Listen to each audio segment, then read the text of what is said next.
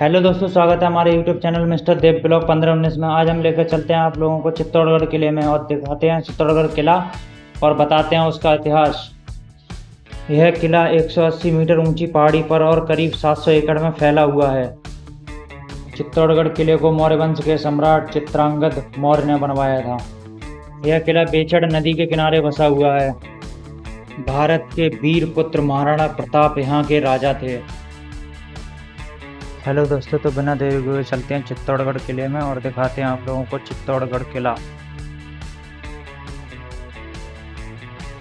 ये जो गार्डन आप देख रहे हैं, ये है रानी पद्मिनी का जौहर स्थल यानी कि जौहर कुंड है। ये पूरा उस जमाने में गहरा कुंड हुआ करता था। इसको एएसआई ने बंद करवा के इस पर गार्डन बनवा दिया है। सामने की तरफ जो आप देख पा रहे हैं वो एक छोटा सा हवन कुंड है। मार्च के महीने में यहाँ पर एक मेला आयोजित करवाया जाता है जिसको बोलते हैं जौहर मेला। उस समय मेवाड़ के राजा अरविंद सिंह मेवाड़ और महेंद्र सिंह मेवाड़ जो उदयपुर के सिटी पैलेस में रहते हैं, यहाँ पर आते हैं और रानी पद्मिनी की आत्मा की शांति के लिए यज्ञ और पूजा अर्चना। जैसा कि मैंने बताया कि उस जमाने में यहाँ गार्डन नहीं बल्कि एक गहरा कुंड हुआ करता था। उस समय इस कुंड के अंदर आग जला करती थी जिसमें चंदन, कपास, तेल, घी वगैरह डाला जाता था। ये जो सामने वाली इमारत आप देख रहे हैं, इसको बोला जाता है सती मंदिर।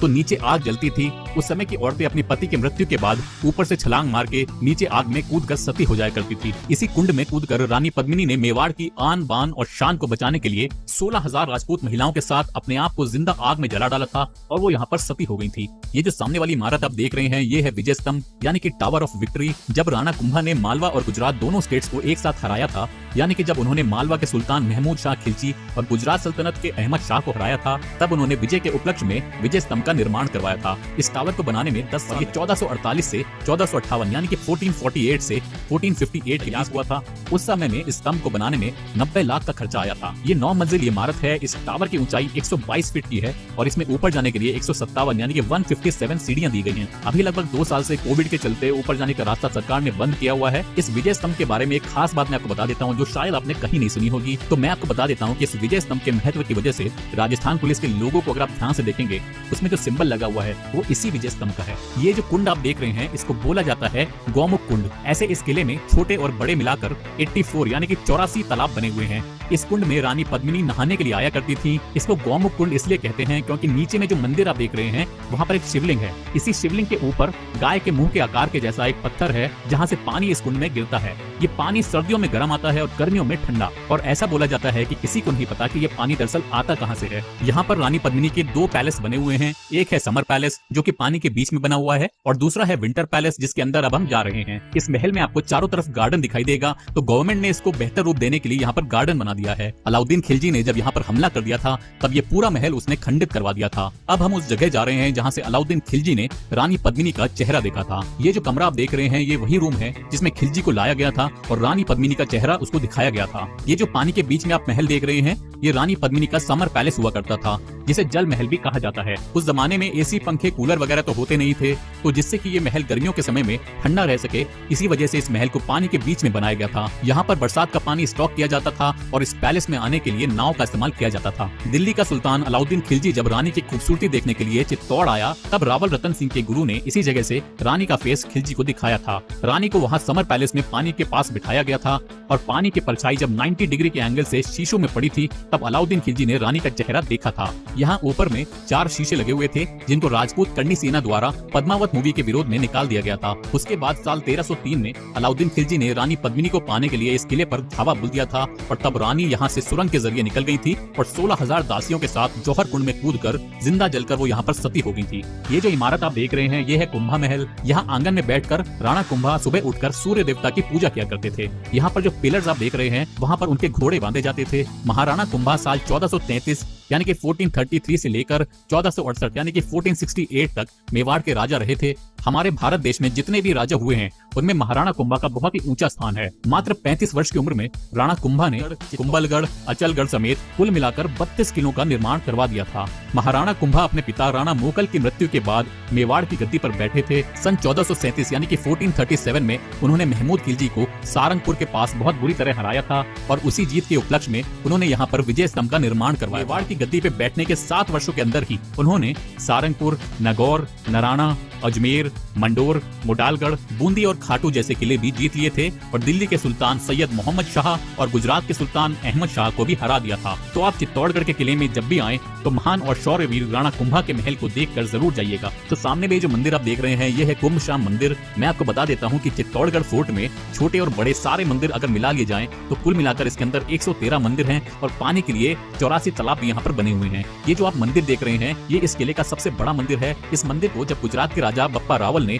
8वीं शताब्दी में बनवाया था तब ये विष्णु भगवान के वरा अवतार का मंदिर हुआ करता था। उस समय इस मंदिर के अंदर विष्णु भगवान की मूर्ति हुआ करती थी, लेकिन जब अलाउद्दीन खिलजी ने 1303 में इस किले पर हमला कर दिया था तब उसने इस मंदिर समेत इस किले के सभी मंदिरों को तोड़ा और यही नहीं बल्कि उसने पानी के 84 टैंक्स की बाउंड्री को भी तोड़ दिया था। यहाँ इस मंदिर की मूर्तियों को अगर आप ध्यान से देखेंगे तो ज्यादातर मूर्तियां आपको क्षतिग्रस्त रूप में ही मिलेंगी, यानी कि किसी मूर्ति में आपको हाथ या पैर वाला हिस्सा टूटा मिलेगा या फिर किसी में सर की तरफ का हिस्सा। हिंदू धर्म के अनुसार टूटी हुई मूर्ति के सामने पूजा पाठ नहीं किया जाता है, इसलिए सन 1433 में यानी कि 1433 में राणा कुंभा ने मंदिर का पुनर्निर्माण करवाया। यहाँ पर उन्होंने 3 मूर्तियों को स्थापित करवाया था जो राधा, कृष्णा और बलराम की मूर्तियां थी, और क्योंकि इस मंदिर का पुनर्निर्माण राणा कुंभा ने करवाया था इसीलिए इसको कुंभ श्याम मंदिर के नाम से जाना जाता है। यहाँ सामने में आप देखेंगे विष्णु भगवान के वाहन गरुड़ की भी मूर्ति लगी हुई है। इसी परिसर में पीछे छोटा वाला जो मंदिर आप देखेंगे ये है मीराबाई का मंदिर। मीराबाई मेरता शहर के पास कुर्की गांव की रहने वाली थी, जहां पर उनकी शादी राजा भोजराज के साथ हुई थी। मीराबाई भगवान कृष्ण की भक्त थी, इसलिए वो उनकी पूजा किया करती थी और साधु संतों के साथ उठना बैठना उनको अच्छा लगता था। उनकी शादी के कुछ समय बाद ही राजा भोजराज की मृत्यु हो गई थी। उसके बाद राजा भोज के भाई यानी कि मीराबाई के देवर ने उनको बोला कि राजपूत घराने की औरतें ऐसे साधु संतों के साथ उठे बैठे ये उनको शोभा नहीं देता, लेकिन मीराबाई ने उनकी नहीं सुनी। इसी वजह से उनको इस मंदिर में 2 बार मारने का भी प्रयास किया गया। तो ऐसा कहा जाता है जहर देने की कोशिश की तो वो अमृत के रूप में बदल गया था। बार में उनको फूलों की टोकरी में काला सांप रख कर दिया गया था, लेकिन जब उन्होंने उस सांप को गले में डाला तो वो माला बन गया। इस मंदिर के अंदर 2 मूर्तियां लगी हैं जो कि साल 2002 में लगाई गई मार्बल की मूर्ति है और कृष्ण भगवान और मीराबाई की मूर्ति यहाँ पे रखी गई है।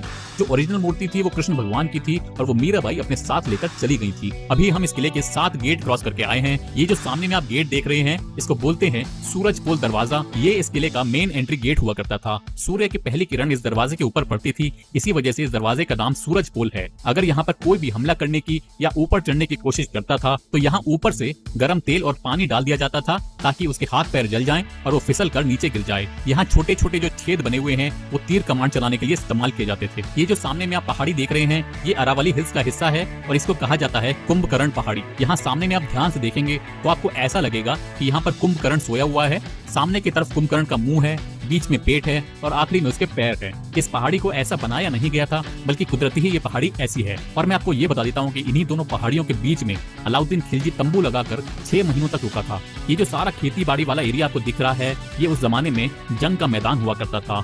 इसी मैदान में रावल रतन सिंह और अलाउद्दीन खिलजी के बीच में युद्ध हुआ था। चित्तौड़गढ़ से 5 किलोमीटर दूर एक गाँव है जिसका नाम है गोपाल नगर। उसी गाँव के लोग यहाँ पर खेती बाड़ी करते हैं। ये सामने वाले हिस्से में उसी जमाने से जंगल हुआ करते हैं। ये जो सामने में आप रास्ता देख रहे हैं आज भी यहाँ के स्थानीय लोग इसको आने जाने के लिए इस्तेमाल में लाते हैं। तो यहाँ नीचे में ज्यादातर बिल जाति के लोग रहते हैं जिन्होंने महाराणा प्रताप का युद्ध के दौरान में काफी साथ दिया था। तो थोड़ी सी जानकारी मैं आपको इन बिल जाति के लोगों के बारे में दे देता हूँ। तो ये लोग यहाँ पर जो सीताफल काला पड़ चुका होता है उसको तोड़कर उस सामने वाली पिंक कलर की फैक्ट्री में ले जाते हैं और उससे वहाँ पर हाथ की कारीगरी की जाती है और साड़ियाँ और कई अलग अलग प्रकार की पोशाक बनाई जाती है। तो यहाँ सिर्फ सीताफल की ही नहीं बल्कि केले और बांस की भी बनाई जाती है। आपने अगर पद्मावत मूवी में घूमर गाना सुना होगा तो उसमें दीपिका पादुकोण ने जो लाल रंग की साड़ी पहनी थी वो यहीं के लोगों ने बनाई थी। यहाँ की साड़ी को राष्ट्रपति द्वारा 3 बार पुरस्कार मिले। चित्तौड़गढ़ में आपको किसी भी मंदिर के बाहर में कोई भी भिखारी नहीं दिखाई देगा।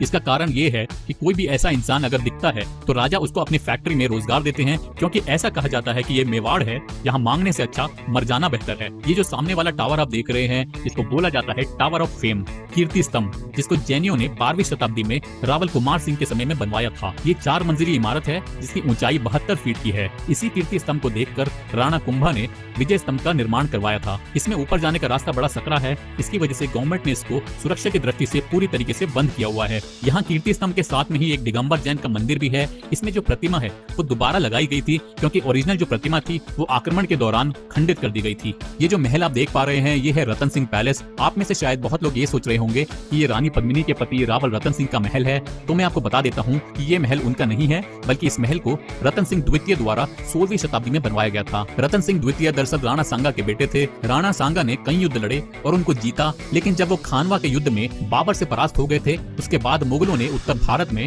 अपनी पकड़ को मजबूत 1528 से 1531 के बीच में राणा रतन सिंह द्वितीय मेवाड़ के महाराणा रहे थे और साल 1531 यानी कि 1531 में उनकी एक युद्ध के दौरान मृत्यु हो गई थी। इस महल का ज्यादातर हिस्सा आपको खंडर के रूप में दिखेगा, लेकिन मैं आपको ये बता देता हूँ कि ये उस जमाने में विंटर पैलेस की तरह इस्तेमाल में लाया जाता था और यहाँ पर कई तरह के उत्सव आयोजित किए जाते थे। चित्तौड़गढ़ किले की बाकी इमारतों के मुकाबले इस महल को घूमने बहुत ही कम लोग आते हैं, लेकिन अगर आप चित्तौड़गढ़ के किले में घूमने आते हैं तो इस महल को भी देखना मत भूलिएगा। ये जो सामने में मंदिर आप देख रहे हैं ये है समाधीश्वर मंदिर और इसका निर्माण राजा भोज ने 11वीं शताब्दी में करवाया था। और जैसा कि मैंने पहले भी बताया कि अलाउद्दीन खिलजी ने 1303 में जब इस किले पर अटैक किया था तो यहाँ के मंदिरों को क्षतिग्रस्त किया था। उसी समय इस मंदिर को भी उसने काफी नुकसान पहुंचाया था। साल 1428 में राणा कुंभा के पिता राणा मोकल ने रिपेयर करवाया था। इस मंदिर के अंदर 9 फीट की मूर्ति है जो एक सिंगल स्टोन की है और उसके ऊपर मोर महेश की त्रिमूर्ति है। इसी वजह से मंदिर के अंदर जाने के लिए 3 अलग अलग रास्ते बनाए गए हैं।